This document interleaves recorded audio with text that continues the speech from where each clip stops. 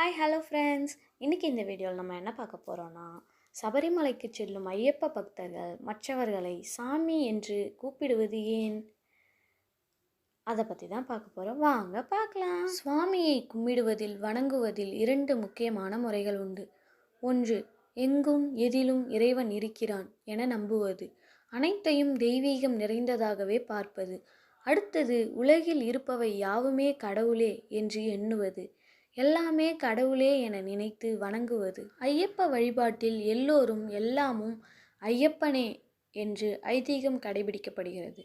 அதனால்தான் ஐயப்ப பக்தர்கள் எல்லோரையும் அந்த ஐயப்பனாகவே பாவித்து சாமி என்று அழைக்கிறார்கள்.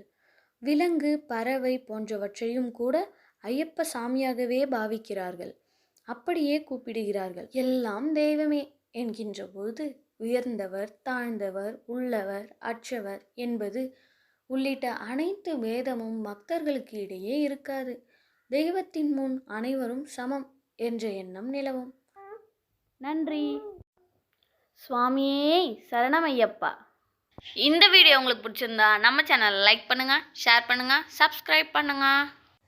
ஐயப்பனின் வரலாறு குறித்த முழு வீடியோ டிஸ்கிரிப்ஷனில் லிங்க் கொடுத்துருக்கேன். பார்க்காதவங்க போய் பாருங்கள். நன்றி.